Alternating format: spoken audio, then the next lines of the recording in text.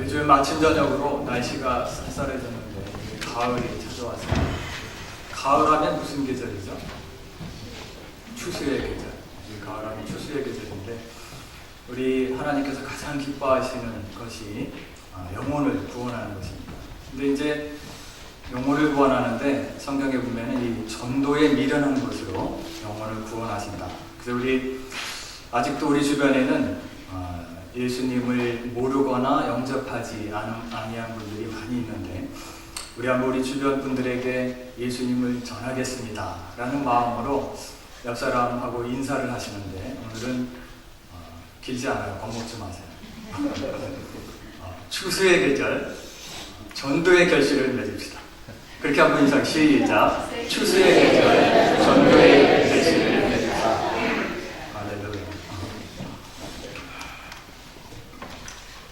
이제 오늘날 우리가 살아가는 세상들이 만족함이 없이 살아가는 세상이다 이렇게 이야기합니다. 만족함 없이 바쁘게 살아가다가 지치는 사람들이 많은 그런 사회에 우리가 살고 있다. 그래서 이 베스트셀러가 되는 책 이름이 혹시 무슨 사회인지 아세요? 네? 피로사회, 피로사회. 피곤이 그냥 이렇게 쩔어 있는 사이다. 만족 없이 불만한 가운데 살아가다가 지치고 마는. 그래서 이 피로사회라는 책이 베스트셀러가 되고 있습니다. 우리 러시아의 대문호 하면은 누가 있죠? 톨스토이. 톨스토이가 지은 작품이 부활, 또 전쟁과 평화, 또 토지. 토지는 아닌가요? 이 톨스토이의 작품 중에 긴 소설이 있어요. 제목이. 왜 이렇게 긴 소설을 줬나 모르겠어요. 짧게 하는데 사람에게는 얼마나 많은 땅이 필요할까? How much land does a man need? 사람에게 도대체 얼마나 많은 땅이 필요할까? 라는 책을, 단편소설을 톨스토이가 썼습니다. 근데 그 책 내용에 보면은 아주 재미난 내용들이 있는데 짧은 단편소설인데 그 주인공이 파홈이라는 주인공입니다. 이 러시아 시골에 그 조그만 그 소장농으로서 순박하게 살아가고 있던 이 파홈이 어느 날 세상이 변해서 그 소장농의 신분에서 자기의 땅을 이렇게 마련하게 됩니다. 조그만 땅을 마련하게 됐는데 늘 남의 농사만 짓다가 자기의 땅을 갖다 보니까 이게 좀 마음에 무슨 생각이 드냐면은 이왕이면 좀 더 많은 땅을 갖고 싶다. 그래서 어떻게 하면 좀 더 많은 땅을 소유할까? 이 관심이 거기에 있습니다. 그래서 결국은 자기 고향을 떠나서 좀 더 많은 땅을 얻기 위해서 이제 다른 마을로 갔습니다. 그 다른 마을에 갔더니 그 다른 마을의 촌장이 뭐라고 이야기하냐면은 1000루블, 그 당시 러시아 지폐로, 화폐로 1000루블만 주면은 당신이 여기서부터 이 마을에 해 뜰 때부터, 이 자리에서 해 뜰 때부터 밟고 온 그리고 표시한 그 모든 땅을 해질 때까지 이 자리에 온 그 모든 땅을 다 당신에게 주겠습니다. 이 파온이 눈이 번쩍 떠졌어요. 내 소원이 더 많은 땅을 갖는 게 소원이었는데 그래서 이 어렵게 해가지고 온 재산을 모아서 1000루블을 만들어서 그 촌장에게 주었습니다. 자, 드디어 아침 해 뜰 때가 됐습니다. 요 땅 해가지고 열심히 걷다가 뛰다가 밥을 먹었을까요? 안 먹었을까요? 밥을 먹으려고 하다 보니까 저 앞에 있는 땅들이 다 내 땅이 되는데 이 밥 먹을 시간이 없어. 잠깐 쉬어야 되는데 쉬었을까요? 안 쉬었을까요? 좀 쉬려고 했는데 이 앞에 저 넓은 땅들이 저게 다 내 거가 되는데 그래서 이게 신이 돌아다녔습니다. 뛰어다니고 결국 가까스로 해질 때쯤 그곳에 와서 딱 도착을 했는데 어떻게 됐죠? 너무 힘들어서 하루 종일 밥 다 먹고 쉬지도 않고 열심히 더 많은 땅을 갖기 위해서 하다가 결국은 그 자리에서 쓰러졌는데 영영 일어나지 못했습니다. 촌장이 하인을 불러서 정확히 파움의 키를 재게 만들었어요. 그래서 그 키만큼 1m 69 키만큼 땅을 파서 무덤을 만들어 주었다라는 이야기입니다. 오늘날 만족 없이 바쁘게 앞만 보고 달려가는 현대인의 모습을 암시하고 있는 책의 내용입니다. 실제로 미국의 통계에 의하면 만족함 없이 불안한 가운데 우울증에 걸려서 살아가고 있는 사람들이 성인의 9.5%, 10명 중에 1명꼴이 이 병원의 신세를 져야만 되는 그 불안 증세, 만족함이 없이 클리니컬 디스오더라고 이야기합니다. 또한 이 한국에서는 그 만족도, 삶의 만족도를 측정하는 그 행복 지수가 한국에서는 이 OECD 34개국 중에 행복 지수가 몇일 것 같아요? 제일 끝에서 두 번째, 33위. 만족하지 못하고 살아가는 사람들이 많은 사회입니다. 만족 없이 하루하루 불평과 불만 가운데 살아가는 사람들이 많은 세상, 그런 세상이 우리가 살고 있는 세상입니다. 여기 있는 분들만 빼놓고. 근데 오늘 본문을 보면은 어떠한 형편에든지 내가 만족한다. 좀 특별한 사람을 오늘 본문에서 만나게 됩니다.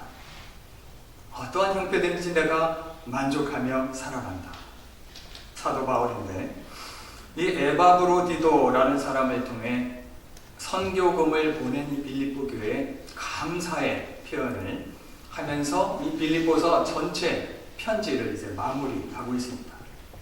그러면서 한 그의 고백은 어떠한 형편이든지 나는 스스로 만족하기를 배웠노라. 아니 요즘같이도 만족하기 힘든 세상 가운데 살아가고 있는데 사도 바울이 그런 고백을 한 게 어느 곳에서 그런 고백을 했다 그랬죠? 이 편지를 쓴 곳이 감옥. 감옥인데도 내가 어떠한 형편이든지 감옥에라도 내가 만족한다. 과연 그것이 어떻게 가능할까? 오늘같이 이 자유가 있고 몸무게 풍성하고 사도 바울보다 더 발달된 세계 속에 살아가는 사람들도 이렇게 만족함이 없이 살아가고 있는데 사도 바울은 무엇 때문에 그 같은 만족함을 누릴 수 있었을까? 사도 바울로부터 배우는 그 만족함의 자족의 비밀은 과연 무엇일까? 자, 우리 한번 본문이 주는 첫 번째 한번 같이 읽겠습니다. 자족을 위해서는 시작. 자족을 위해서는 예수님의 우리의 시선을 정죄하라 합니다.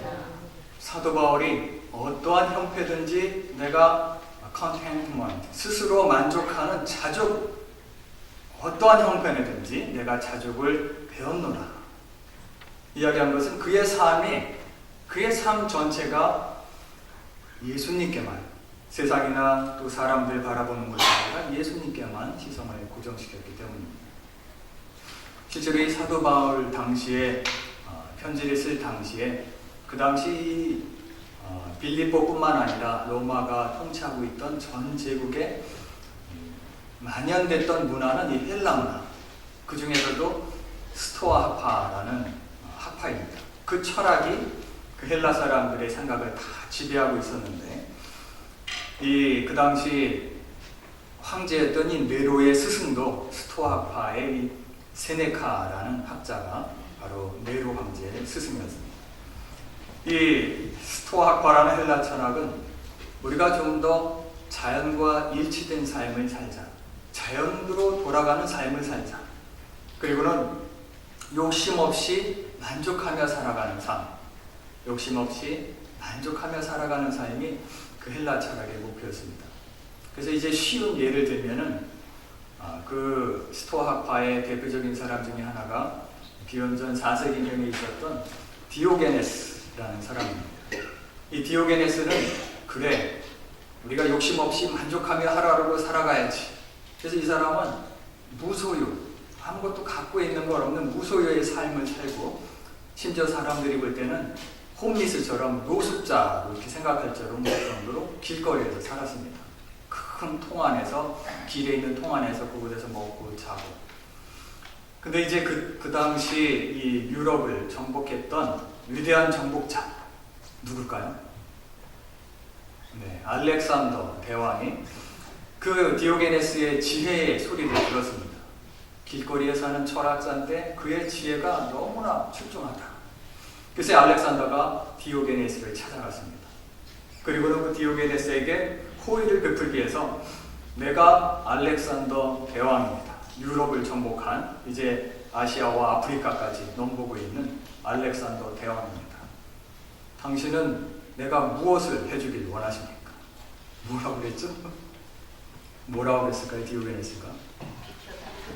거기 햇빛 비치는데 그 햇빛 좀 막지 말고 비켜주시오. 이같이 무소유를, 이게 만족 없이 무소유를, 그리고 욕심 없이 살아가는 삶, 그것이 헬라 철학의 목표였고 그것이 가장 강조를 하고 있는 그 만족의 내용이었습니다. 그래서 이 마음의 평정, 이 마음에서 일어나는 유혹과 여러 감정들을 떨쳐버리고 마음의 평정을 이루는 이 아파테이아 이루는 것이 그 당시 사도 바울이 복음을 전하던 그 당시 모든 대부분의 사람들이 생각하고 있던 그 헬라 철학이었습니다. 그러나 오늘 본문에서 사도 바울은 전혀 다른 만족에 대해서 이야기합니다. 똑같은 헬라어, 아우타르케이아라는 똑같은 헬라 철학이 말하는 만족, 오늘 본문에서 사도 바울이 말하는 만족이 똑같은 그릭 헬라어를 쓰고 있지만 그 뜻은 전혀 다른 뜻입니다. 이 헬라 철학이 말하는 그 만족은 자기의 능력으로, 자기 내면에 있는 그 힘으로 말미암아 이룰 수 있는 만족이지만 사도 바울이 말하는 만족은 자신의 노력으로 이루어지는 만족이 아니라 능력을 주시는 예수 그리스도 안에서만 그것이 가능한 만족이다. 이렇게 이야기하고 있습니다. 오늘 우리 본문 13절 말씀을 한번 같이 읽겠습니다. 4개 시작.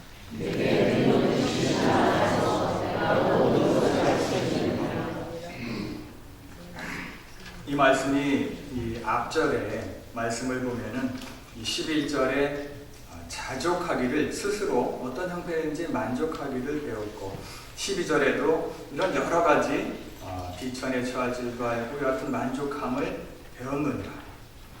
그리고 나서 이 하는 이야기가 오늘 10절에 내게 능력 주시는 자 안에서 내가 모든 것을 할 수 있느니라.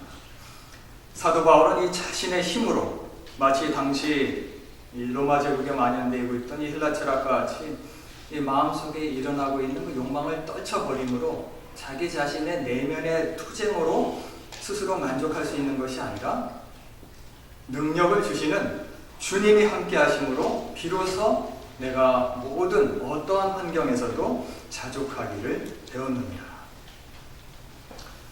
내 능력과 힘으로 얻는 만족에는 한계가 있는 것을 보게 됩니다. 우리가 이 주보의 그 목회 칼럼 안에도 썼지만 몇 년 전에 한국에서 큰 그런 충격적인 기사 중에 하나가 그와 같은 내용이었습니다. 한국에서 이 방송인 겸 작가로 활동하던 이 행복 전도사, 행복 멘토 또는 행복 디자이너라는 그런 칭호가 붙었던 이분이 스스로 목숨을 끊은 사건이 일어났었는데 그를 통해서 사회가 한동안 충격을 받고 있었습니다. 이 행복을 주제로 많은 강연을 했고 또 KBS 아침마당 고정 패널로 출연해서 행복에 대해서 전했던 사람입니다. 그분의 책을 보면은 밥은 굶어도 희망은 굶지 마라, 여성의 행복과 희망, 웃음 비타민, 또 희망 수업, 이 온통 희망과 행복으로 가득한 책들. 근데 그분의 책의 내용들을 보면은 이 긍정적인 마인드, 이 긍정적인 마인드만 한 조각이라도 있으면은 희망을 발견할 수 있고 그 희망 가운데서 행복해질 수 있다. 이거 이제 그분의 주된 책의 내용입니다. 헬라 철학과 같이, 사도 바울 당시의 헬라 철학과 같이 내 자신의 노력으로 또 그 같은 수고로 말미암아 만족하고 행복해질 수가 있다. 그러나 결국은 자기뿐만 아니라 남편과 함께 스스로 목숨을 끊는 그 같은 결과를 낳게 되었습니다. 내면의 투쟁으로, 내 자신의 노력으로, 마인드 컨트롤로는 참 만족과 참 평안을 누릴 수가 없습니다. 우리가 진정 참 평안과 참 만족을 누릴 수 있는 것은 믿음의 주, 부족한 우리를 온전하게 하시는 이인 그 믿음의 주를 바라보므로 말미암아 우리가 참 만족과 또 참 평안함을 누릴 수가 있습니다. 우리의 시선을 예수님께로 고정시켜야 하는 이유가 바로 거기에 있습니다. 이 세상 사람을 바라보고 또 세상적인 가치관 그곳에 눈을 돌리며 살아가는 것이 아니라 늘 저와 여러분들은 이와 같이 교회 안에서나 교회 밖에서나 예수님께로 시선이 고정되어 있는, 그래서 세상이 줄 수 없는 참 평안함과 참 만족을 누리시는 저 여러분들 되시기를 기원합니다. 자, 우리가 우리의 시선을 예수님께로 고정시켜야 되는데, 그럼 우리가 고정시켜서 바라봐야 될 그 예수님, 그 예수님은 과연 어떠한 예수님입니까? 우리가 아침이고 저녁이고 교회 안이나 교회 밖이나 어느 곳에든지 우리가 시선을 고정시켜서 바라봐야 될 그 예수님, 그 예수님은 과연 어떤 분이실까? 우리 한번 설교노트 2번에 있는 한번 같이 읽겠습니다. 우리가 시작.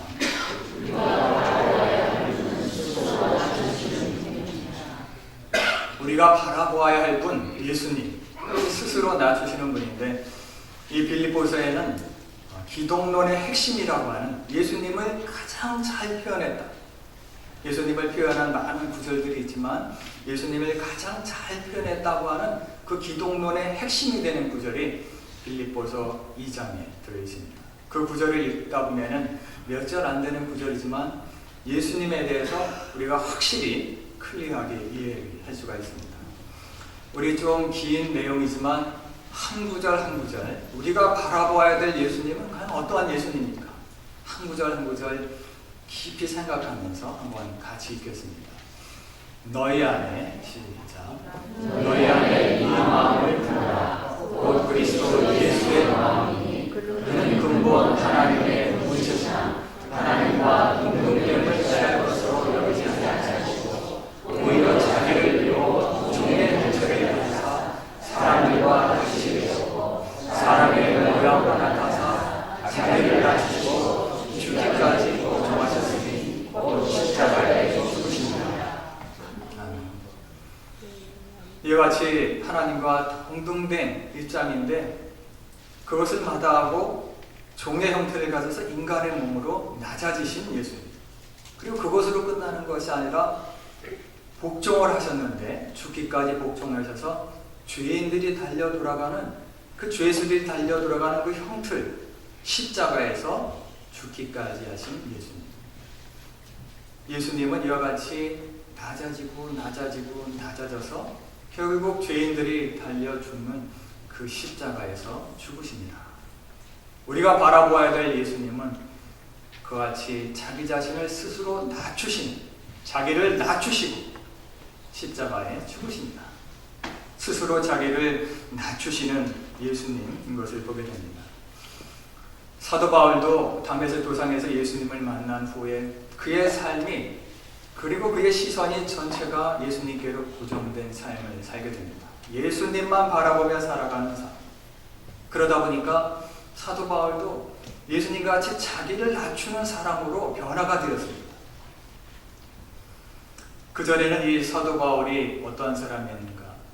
유대인 중에 유대인이라고, 그리고 율법학자들이라 하는 이 바리새인이었으며 그 중에서도 가말리엘, 당대 최고의 율법학자라고 하는 이 가말리엘의 문화생이었습니다. 지금 말로 하면 이 최고의 엘리트, 많은 사람들의 존경을 받는 최고의 엘리트가 사도 바울이었습니다. 그리고 스스로 이야기를 나는 율법에 흠이 없는 자라. 그런 사도 바울이 낮아지기 시작하는데 예수님을 만난 후 예수님을 바라본 이후부터 그가 낮아지기 시작하는데 어느 정도로 낮아지는가? 그 예수님을 전하기 위해서 내가 줄이고 목마르고 헐벗고 정처 없이 떠돌아다니는 삶을 살았구나. 고린도서 4장에 보면은 숱한 핍박과 고난과 비방이 있으나 내가 예수님을 전하는 것을 포기하지 아니하였도다. 그리고 복음을 위하여, 예수님을 전하는 것을 위하여 내가 지금까지 세상의 더러운 것과 만물의 찌꺼기같이 되었도다. 가말리엘의 문화생이고 당대 최고의 엘리트, 율법에 흠이 없는 자라 했던 이 사도 바울이 스스로 고백하기를 내가 낮아져서 예수 그리스도를 전하는 것 때문에 세상의 더러운 것과 만물의 찌꺼기같이 내가 되었도다. 어느 정도까지 낮아졌는지 우리가 알게 됩니다. 과연 우리의 삶은 예수님을 바라보면서 낮아짐을 실천하며 살아가고 있는지. 며칠 전에 이제 우리 집사님과 말씀을 나누다가 이 집사님은 이제 여러 인종들이 모인 그 커뮤니티 활동, 그런 모임들 많이 하시는데 이 집사님이 느낀 점을 말씀을 하시는 거예요. 여러 인종들이, 타인종들이 같이, 한국 분도 계시고 또 다른 에트니크도 계시는데 그 모임을 하다 보면은 좀 독특한 점이, 타인종 분들은 뭐가 이렇게 좀 바쁘게 움직이고 자기가 할 일을 찾고 이렇게 막 바쁘게 움직이는데, 한국 분들은 다는 아니지만 대부분 자리에 앉아서 누가 갖다 주기를 기다리는, 뭔가 대접을 받기를 기다리는 사람. 그래서 그러한 차이를 많이 느낍니다. 이런 이야기를 듣습니다. 이 어떤 외국인이 쓴 책 중에 낮아지지 못하는 한국인에 대한 충고의 말을 쓴 책이 있습니다.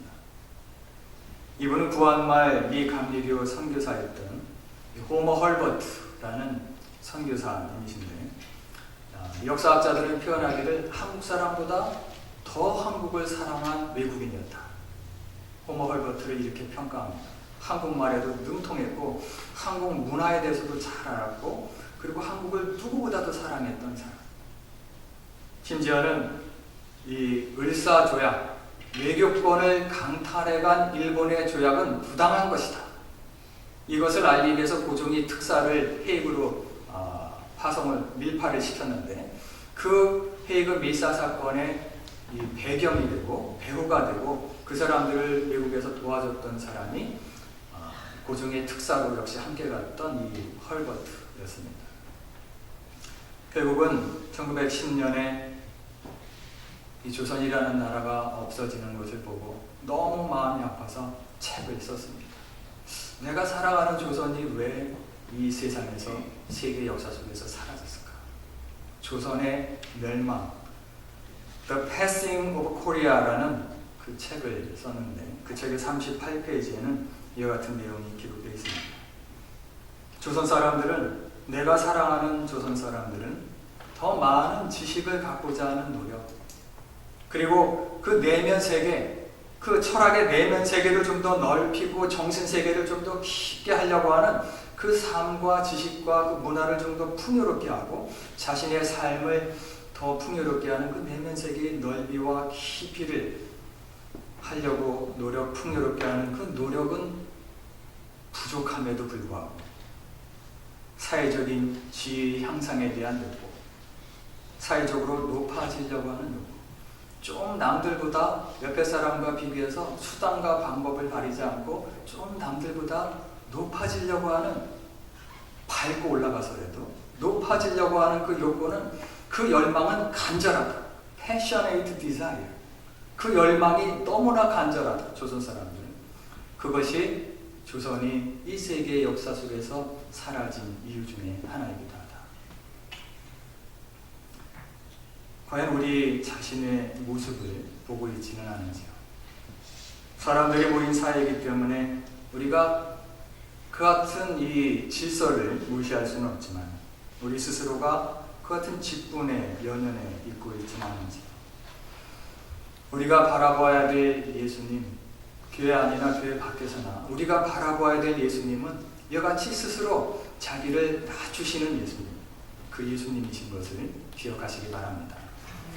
또한 우리 오늘 본문을 통해 사도 바울께서 얘기하는 그 자족에 스스로 만족하는 비밀, 그 세 번째, 우리 한번 같이 읽겠습니다.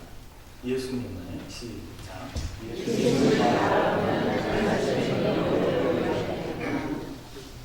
과연 그 예수님을, 우리 시선을 고정해서 예수님을 바라보게 될 때 과연 그럼 우리는 어떠한 능력을 얻게 되는가? 빌립보서 전체의 가장 핵심적인 구절은 아까 읽은 그 기독론, 빌립보서 2장에 있는 그는 근본 하나님과 본체시나, 그게 가장 핵심되는 구절이지만 사람들한테 가장 많이 파퓰러하게 읽혀진 성경 구절은 아까 우리가 읽은 13절, 4장 13절, 내게 능력 주시는 자 안에서 내가 모든 것을 할 수 있느니라. 그게 사람들의 입에 많이 오르내리는 구절입니다. 이 구절을, 13절 구절을 묵상하며 몇 가지 질문이 들었습니다. 내게 능력 주시는 자는 과연 누구실까? 사도 바울은 빌립보에서 반복하며 예수 그리스도 안에서 계속 그 말을 반복함으로 말미암아 내게 능력 주시는 자 안에서, 이것은 예수 그리스도 안에서이다. 자, 그거는 이해가 됐는데, 그럼 과연 이 예수님이 주시는 능력 주시는 자 안에서 내가 모든 것을 할 수 있는가? 그 예수님이 주시는 능력은 과연 어떠한 능력입니까? 죽은 나사로를 다시 일으켜 세우시는 그 치유의 능력입니까? 예루살렘아 예루살렘아 나를 위하여 울지 말고 너희와 너희 자녀를 위하여 울라. 예루살렘의 멸망에 대해서 이야기하신 그 예언의 능력일까? 아니면 갈릴리 호수에서 그 광풍이 몰아칠 때 바람아 잔잔하라 꾸짖으시니 바람이 잠잠하여졌더라. 그와 같은 능력일까? 여기서 말하는 예수님께서 주시는 그 능력 주시는 자 안에서 그 능력은 과연 어떤 능력일까? 오늘 이 본문의 그 13절의 앞뒤를 문맥을 살펴보면은 자기를 낮추시고 죽기까지 복종하셨으니 십자가에 죽으십니다. 자기를 낮추시는 예수님, 그리고 어떠한 형편이든지 자족하기를 배웠노라. 그리고 일체의 비결을 배웠노라. 문맥을 살펴볼 때 내게 능력 주시는 자, 이 능력은 자기를 낮추시는 낮아짐의 능력이다라는 것을 깨닫게 되었습니다. 그래서 한번 우리 13절을 한번 이렇게 읽어볼 수가 있습니다. 내게 낮아짐의, 예수님과 같이 낮아짐의 능력을 주시는 자 안에서 내가 모든 것에 만족하고 내가 모든 것에 자족하고 내가 모든 것을 감당할 수 있느냐. 우리 다 같이 오늘 12절 말씀, 이 낮아짐의 능력을 얻게 되면 어떠한 형편에든지 비천에나 풍보에나 스스로 만족하고 또 자족할 수 있음을 고백하고 있습니다. 낮아짐의 능력을 얻게 됩니다. 우리 12절 말씀 한번 같이 읽습니다. 나는 비천에, 시작. 나는 비천에 처할 줄도 알고 물에 처할 줄도 알아. 모든 일이 고통의 고난과 배고픔과 분노와 불의로 처할 줄 아는 이치의 이와 같이 낮아짐의 능력을 얻게 되면 어떠한 형편에든지 만족할 수 있게 되었노라. 비천에 처할 줄도 알고 풍부에 처할 줄도 알고 배부름과 배고픔과 어떠한 일체의 비결을 배웠노라. 왜냐? 낮아짐의 능력을 얻었기 때문에. 감옥 안에 갇힌바된 몸으로 자유가 억압된 사도 바울이지만 이 낮아짐의 능력, 예수님을 바라보고는 말미암아 낮아짐의 능력을 얻었기 때문에 그의 고백은 감옥 안에서 한 고백이지만 오늘 우리가 읽은 본문을 보면은 전혀 다른 감옥 안에서 한 이야기라고는 생각되지 않을 그런 표현들이 나옵니다. 풍족하다, 풍성하다, 풍성해서 내가 만족한다. 우리 17절, 18, 19, 22 본문 뒷절에 이 짧은 구절에 그 같은 말이 반복적으로 나오고 있습니다. 17절에 보면은 풍성한 열매를 구합니다. 낮아짐의 능력을 얻어 그가 감옥에 있어도 이와 같이 풍성한 열매, 또 18절에도 내게 있는 모든 것이 있고 또 풍부한지라. 또 이 18절 뒷부분에도 내가 풍족하니 풍성하여 만족하니, 또 19절 뒷부분에도 영광 가운데 그 풍성한 대로 너희 모든 것을 채우시니라.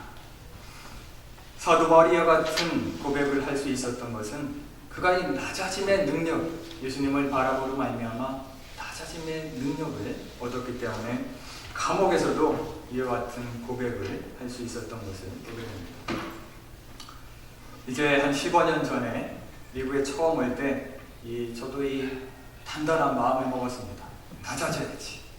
신학교 공부를 하기 위해서 학비도 벌어야 되고 생활비, 아이들도 있고 생활비도 벌어야 되고 또 학업도 다 끝내야 되는데 닥치는데도 무슨 일을 안 가리고 굳은 일, 어떤 굳은 일을 해도